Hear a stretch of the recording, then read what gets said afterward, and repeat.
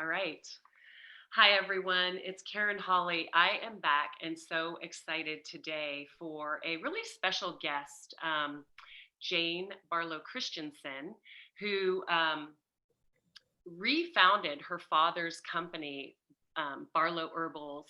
I want to say like 20 years ago, right, Jane? That's right. And the way I came about Jane, which I'm so grateful for, is I was watching one of the Hay House productions earlier this year in 2020, where Dr. Patrick Gentempo was the host, and it was called The Answer to Cancer.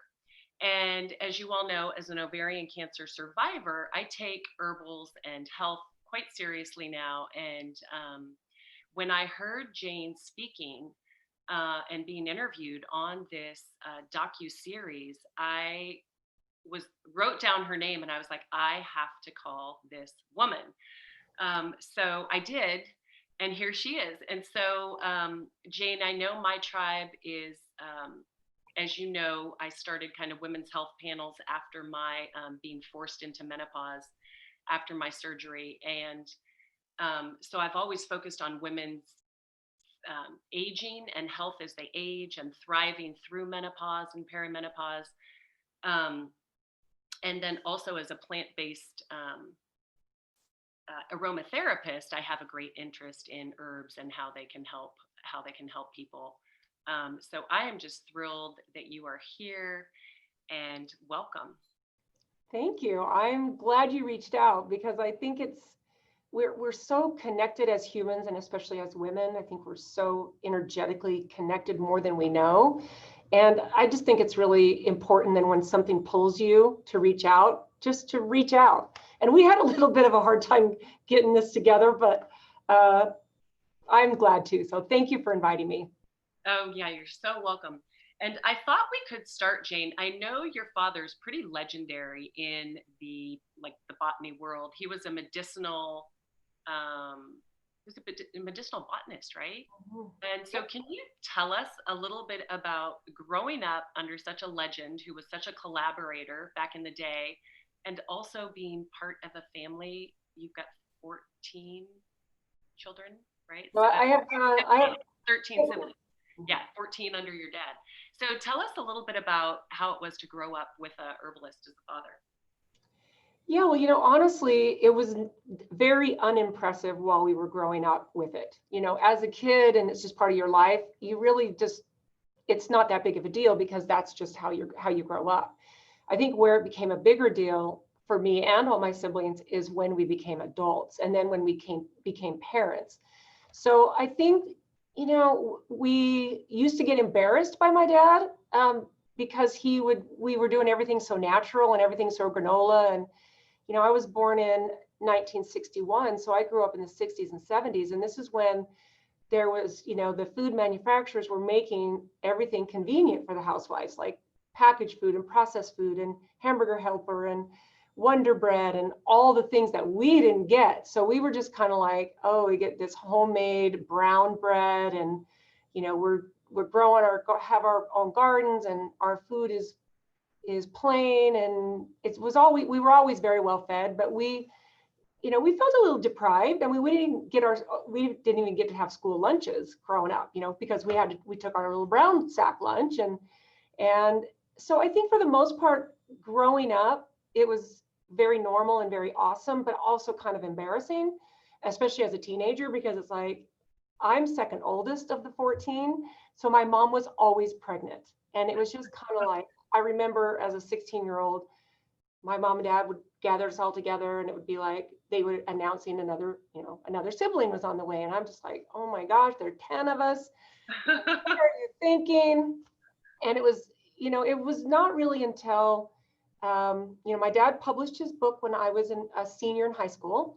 And we were all super, super proud of that. That was, it was self-published. It was this beautiful botany book it's still used today. And it was used in places like Bastyr, which is a naturopathic college. And so we were I remember being super proud of that. In fact, one of the really cool things that happened when I was a senior and my dad brought out his book is he actually put me in charge of setting up all of his radio interviews all across the nation on all of these talk shows to promote his book. So here's my dad who had total faith in a 17-year-old to set up his interviews. I mean, so that to me kind of, they used to set us up for, you can do anything, and I'm going to give you this big job as a really young person and know that you're going to be able to do it. So, you know, there was some really cool things about both of my parents, not just my dad, but, you know, going back to the whole botany thing, you know, he did work with some really incredible people. He was one of the most brilliant botanist minds that I now look back and know, but he was very humble. He never was splashy and egotistical, and he was just this humble, intelligent, kind of human, as was my mom. So, well, yeah. what a lucky, you certainly lucky, but all of your siblings, because as you and I were speaking earlier, you know, my grandmother was profound in teaching us and lifting us up and telling us we could do anything. And like, you know, I remember you talking about stories in one of your interviews about your dad pulling off on the side of the road going, oh my gosh, I want to like teach you guys about this plant. That was my grandmother. And that's what got me interested in plants first for healing. And so thank you for sharing a little bit about your upbringing with us. I wanted to move into plants as healing. And since the topic is, and the audience is mostly middle-aged women, I thought we could go into a couple of your blends. One that comes to mind is the Mood and Energy blend. And some of, you know, like holy basil, lemon balm, hyssop, skullcap, St. John's wort. A lot of things that you and I believe in, and I think we're both followers of Bruce Lipton as well. We believe that lifestyle is first, right? Diet is paramount, and then maybe you can go to the plant kingdom to look for healing things. And Western medicine has its place, but oftentimes you can find really healing quality things that come directly from Mother Nature. So can you tell us a little bit about the Mood and Energy blend and some of its ingredients, primarily because I'm thinking a lot of women, as they enter into perimenopause and menopause, do experience mood shifts. Of course, there's hot flashes, insomnia, joint pain, but mood is kind of, as we're going through those hormonal imbalances, can be challenging in perimenopause and menopause. So is this one of those blends that could be useful in some of the herbs in it? Yeah, and you know, this was actually only developed about a year ago, and there's a few. So the core of what, I mean, kind of the initial core of what I do are my dad's formulas, and they're kind of hardcore medicinal herbals that go after parasites and candida and viruses and Lyme disease and all these kind of hardcore tinctures, which definitely gives you this empowerment as a person, a modern human, looking for ways and natural tools and your herbal medicine chest. And so what I've found over the years that I've been going, because my dad passed away, it'll be 24 years in January. So I've been going, I restarted his company 20 years or 4 years after he died. So I've been going for almost 20 years. And basically what I've found as I've gotten older, you know, I'm right there in that age group of women that you're speaking to. On my next birthday in about 6 months, I'll be 60. So it's like, I am right there. I've been through menopause. I'm, you know, all these things that we experience, but I will tell you what I really feel has helped me through all of this, besides the lifestyle things, because those are critically important, is the power of herbs and the power of the way we use them to help our body as we go through the different phases in life. So the Mood and Energy blend was actually, both of my sons, I have 2 boys, both of them actually work with me. And my younger son, Brian, he is the one who is like, he's probably the most like me and his love of plants. And he reminds me a lot of my dad. And he gets plants, and he gets the way that, you know, he's a real experimenter with plants and stuff. And so he actually started making his own concoction of a Mood and Energy blend. And this was 2 or 3 years ago. And we kind of started collaborating, him and I, And we came up with this blend, and so we do a liquid version and we do a capsule version. And the main thing that's in there, you mentioned the holy basil, the lemon balm, you know, these herbs in here that are adaptogenic. Now, what this means is when you have an adaptogenic herb, it actually does that, helps your body adapt, not just to stress, but to hormonal changes. And as women, think about even young women, we go through a hormonal change every single month when we have our period.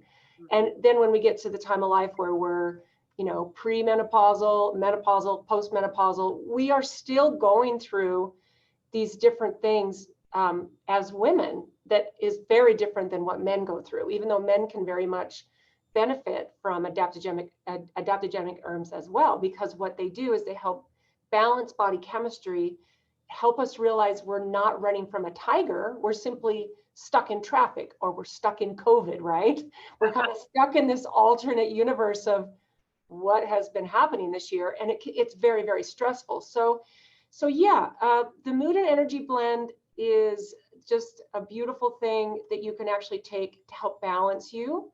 And the difference between the two, as far as the liquid and the capsules, is that the liquid is faster acting. This is one that you actually take sublingual, so it goes to work very quickly.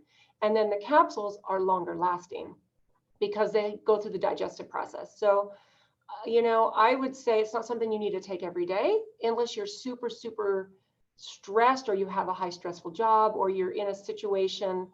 Like I have a sister who's a principal at a big high school in Southern California, and talk about stressful, especially this year. And the mood and energy blends, she uses both alternatingly, and it has basically saved her. So yeah, and no drugs, only herbs. So how beautiful is that, right? Right. Well, and I love that I saw lemon balm in here, because that's something I love. Lemon balm tea, holy basil tea. I mean, the nice thing though about the tinctures is that they're much more potent, right? And I think that's something that the same thing that I learned when I was going or you know, learning aromatherapy, is just the potency is so different, right? And so to really help soothe, I think your tinctures are a little bit more potent than someone pulling lemon balm and holy basil, making their own tea at home. Yeah, I would say that's true. Now, the thing with the mood and energy blend that we did in liquid is we actually made this one a little bit different. It's not technically a tincture. So a tincture is a very concentrated alcohol extract. And all of our other tinctures, we don't add any water or glycerin. So what we wanted to do with the mood and energy blend is we wanted to do where people could take it sublingual. And if you have like a full alcohol tincture, it can be very uncomfortable to put it right underneath your tongue. Like it's not dangerous, but it's very uncomfortable because the alcohol can burn. So we always suggest adding a tincture to a tiny bit of water. But with the mood and energy blend, what we wanted to do is we wanted to do something where you could literally put it underneath your tongue, and it would absorb that way, and it would go very quickly into the bloodstream and into the brain and into your body without any digestion needed.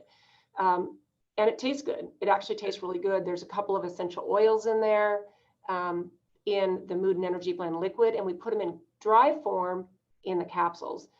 So yeah, I mean, tinctures are really, really wonderful.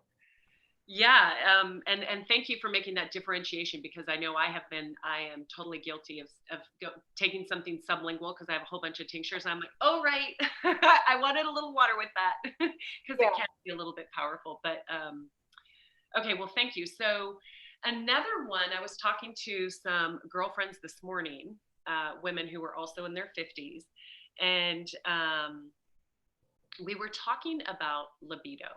And it definitely is something, and since you've lived through menopause, not all women experience the ups and downs of libido, but I know that I certainly was forced into a little bit, to be realistic, after my surgery. And so I can understand and empathize with women going through that.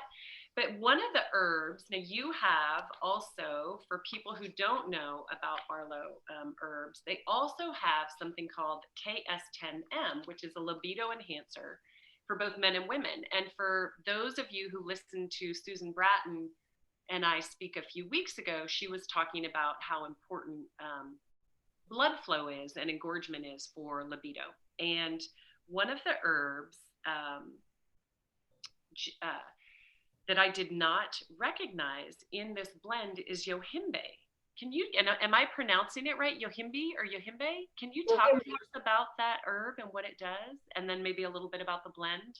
Yeah. So the KS10M is one of my dad's original formulas. So, and it's a tincture. It's a very concentrated tincture. So the nice thing about a tincture, like I said earlier, is that it goes to work very quickly. It goes directly to the bloodstream because it's in an alcohol base.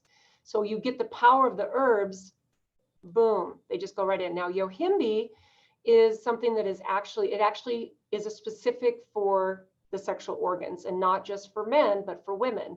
And that's what's really nice, because keeping your sex life alive and vibrant shouldn't be just important for men as we age. It should be just as important for women, because that connection and that physical connection is extremely important. So yeah, the libido changes, especially, I think it changes more for women than it does for men. I think a lot of that depends on lifestyle. If you have a really poor lifestyle, where you're not in tune with your body, you haven't been taking care of your body as you age, then the libido can definitely fall away for men as well as women. So that to me is the number one thing. But Yohimbe, it is a literal stimulant for the sexual organs. And here's the thing that most people might not realize is, if you have a really poor lifestyle and maybe you have hypertension, high blood pressure, then you should not take anything with Yohimbe, because it will increase the blood pressure as it's increasing blood flow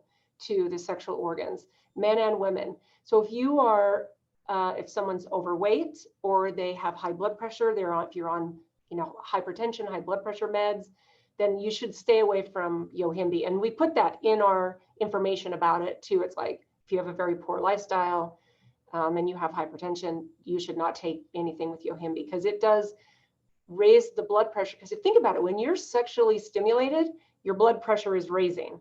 You're raising your blood pressure. So the nice thing about this blend is that if you notice in there, there's a plant called Yohimbe, or passion flower. Passion flower. Yeah. I wanted you to talk about that next. I love passion. Yeah. So it's funny because it sounds so perfect in a libido formula, right? Passion flower. Yeah. But the thing is what people might not know is that passion flower actually helps to balance your blood pressure.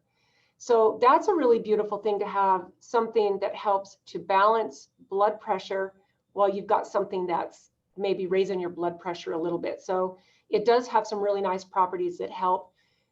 It just helps to bring your body into a nice state.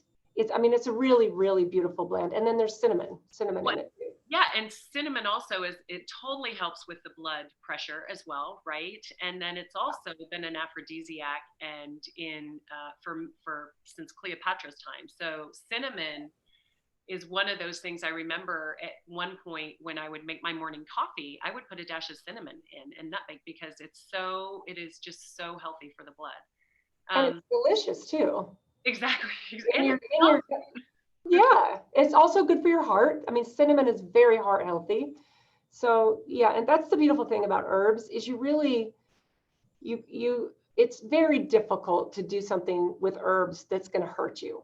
You know what I mean? You would have to really work hard at overdosing on something to even hurt you, let alone do something that's going to be fatal. So yeah, you'd have to do something on purpose. Which is it's a perfect segue into a question that came up from a friend this morning, who said, is maca an adaptogen also? It is, right? Yeah, maca and ashwagandha are both adaptogens, but she's very into health, and like most of my friends are very, very self-care forward, which again goes full circle back to it's all about how well you are caring for yourself at the end of the day. And that's what you talked about in the Answer to Cancer documentary on prevention, right? If we can live healthy, eat healthy, rest well, get good sleep, that will help. But she was asking about the adaptogen maca, and she said, how do you know how much to take, when to take, and kind of your comment there on a lot of herbs you can't overdose on. What's your general advice to women as they're embarking on the herbal, whether it's powders, tinctures, supplements? I mean, yeah, that's a good question because it's not really one size fits all. I will say this, maca is probably it does tend to be more appealing for women because it is more powerful just for the way women's bodies and systems and hormones work. Maca tea is amazing. Maca capsules are amazing.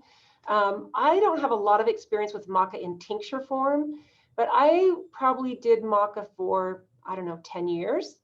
And I still will put it into my nutrition plan or into my supplement routine every once in a while, but I'm kind of onto different adaptogens just in my own flow as I'm going through life. But maca, I would just say, find first of all a really good source, that you can trust that's going to make a high quality maca. We don't do any maca supplements, but then you want to, I would just say, follow the directions, and then go by your body weight, because it has a certain direction on it. They usually will tend to err on the side of a lower dose. So say, like we say, take 15 drops of this. Then basically that is for a person who's got a pretty low body weight, because what I would say with my tinctures, we say 15 drops, but a normal adult dose is about 25 drops. I mean, again, that depends on what it is and what you're taking it for. But if you've got somebody, so if a 150-pound person is about 25 drops, but if you weigh 105 pounds, then adjust it for that. If you weigh 200 pounds, 250 pounds. So the thing is you have to really kind of go, this says 15 drops, but I weigh 200 pounds. So I need to go, okay, well, I need to use my common sense. I need to educate myself on what the powers and properties of this particular plant are. And then I just need to go for it, because I think we do see some people overthinking it to the point where they won't even do it because they're so obsessed on this many drops and this much in a tea. And am I doing too much? Am I not doing enough? It's like, you know what? You're a smart person. Most people, if you just kind of peel back some layers and go, well, I don't need to overthink this, follow it. And then what I would say, if you do start with a low dose because that feels right to you, then, and you really don't feel what you want to feel or get the benefits that you feel like you need, then increase it. Mm-hmm. It's like with the libido one we were talking about. If you don't notice a marked difference when you use it the first time, because you should feel, especially on something like that, you should notice a difference the first time you use it. And if you don't, the next time, double that. Because the thing is and that just is, that's, to me, that's common sense. And I know I come from a different place because I am so familiar with herbs and herbal medicine and dosing, and how do you dose for a 1-year-old compared to a 15-year-old? And I can pull this all out of my hat because I raised my kids on this and now my grandkids. So it's just a matter of doing some due diligence and using your common sense.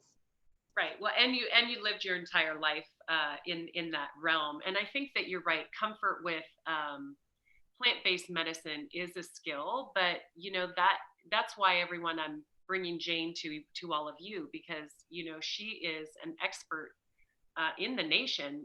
Well, actually, probably globally, she speaks, and it's just the other thing that I think is important for people to remember is companies like Barlow Herbs uses the synergistic blending to their advantage. So oftentimes one herb may have you may, like she was talking about earlier with the libido blend, there might be an adaptogen mixed with something else that has a different quality, or you may have something that's got monoterpenes versus sequeterpenes in it, and those chemical compounds that are naturally found in plants, when synergistically blended, can actually benefit the human oftentimes more when combined than alone. So I think that's the benefit of having an herbal specialist as well, kind of giving people advice and kind of, known blends.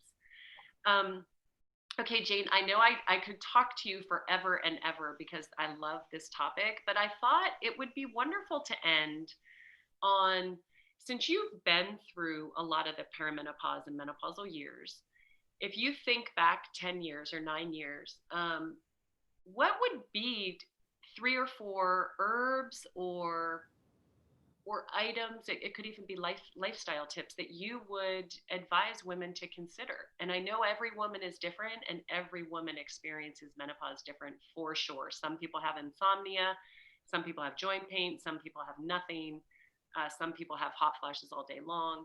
But what would you recommend with your knowledge? Yeah, well, the number one thing is I think we need to pay attention to our lifestyle, because you can't cover up a bad lifestyle with a bunch of supplements. I mean, you just can't. I mean, you could try and you might get some benefits or some relief, but so I'm lucky because I started teaching exercise classes when I was 18.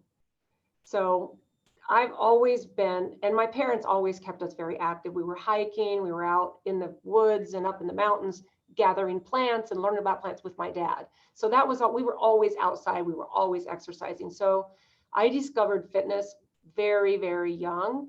And because of this year, 2020, the gym that I was teaching at, and so I was teaching for 20 years, it closed down permanently. Oh my So goodness. I know. So my teaching career, I was only teaching once a week, but so my teaching career kind of ended abruptly.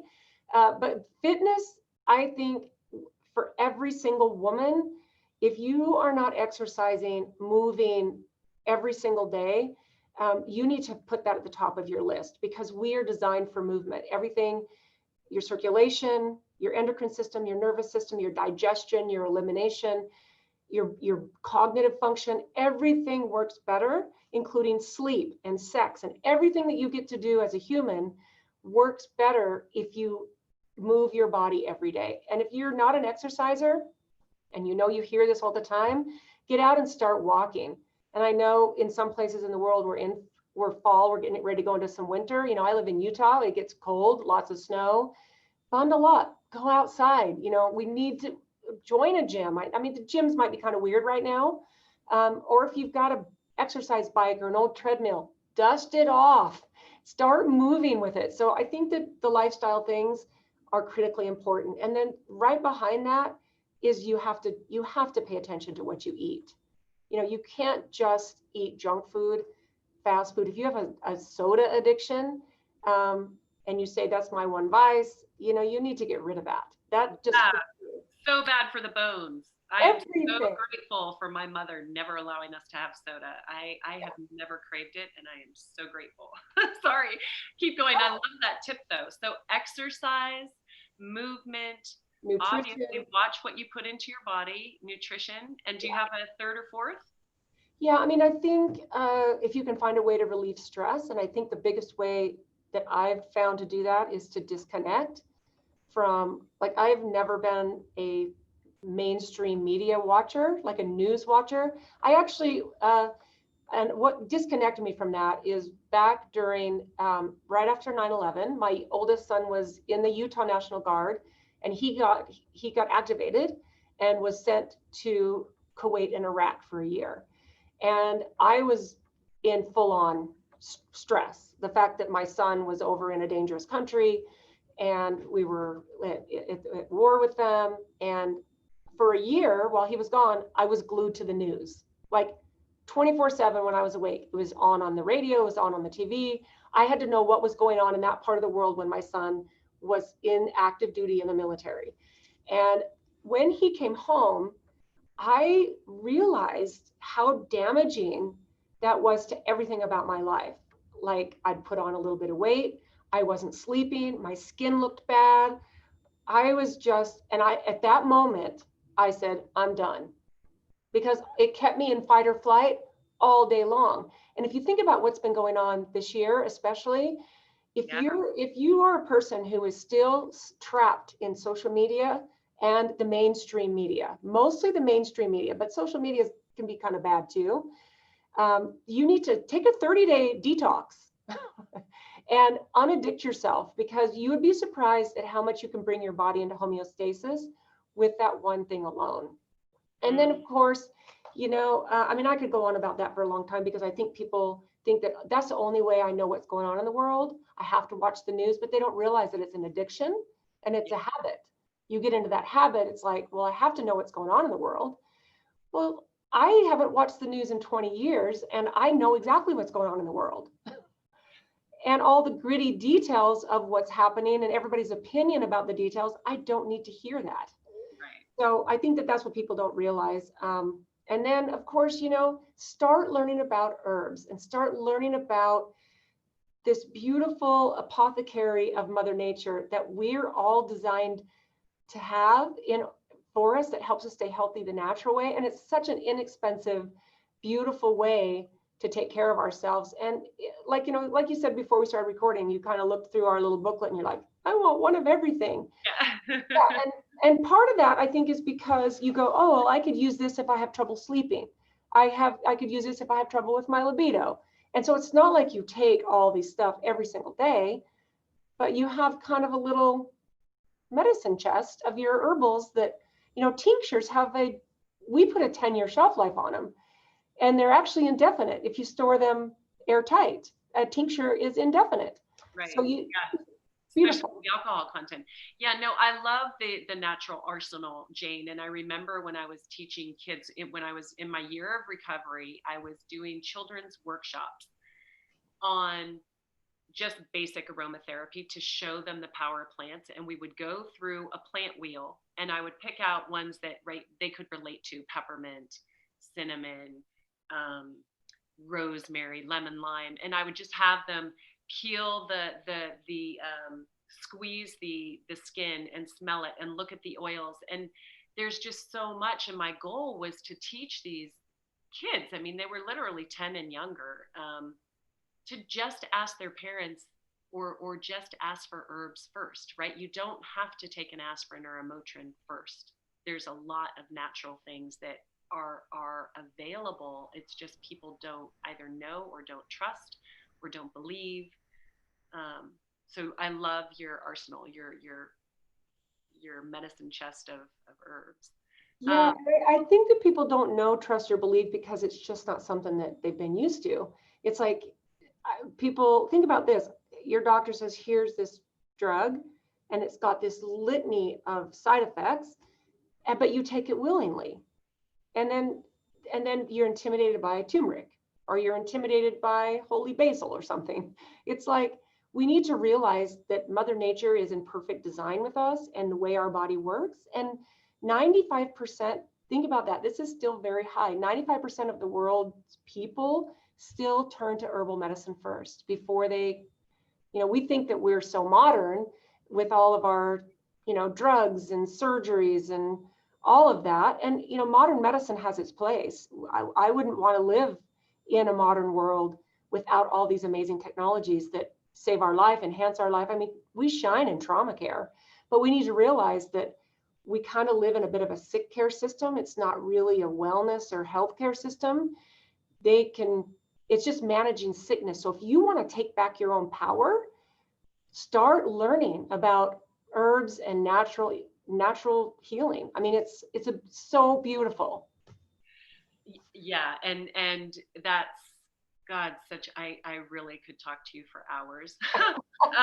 So we will definitely have you back again because women's empowerment of taking back their life and taking back this notion of that they have to suffer through menopausal years is absolutely wrong, right? You can be happier if you can take, there's a Native American quote that I posted recently that talks about how when you actually are in those menopausal years is actually when you're your wisest, right? And so the goal of this show and others is to just empower women and bring experts like yourself to the interview stage so that they can hear and be encouraged to go learn and read and be empowered. And everyone, I have fantastic news because Jane's famous father first wrote a book called, and she mentioned it earlier in the interview, it's called From the Shepherd's Purse, right, Jane?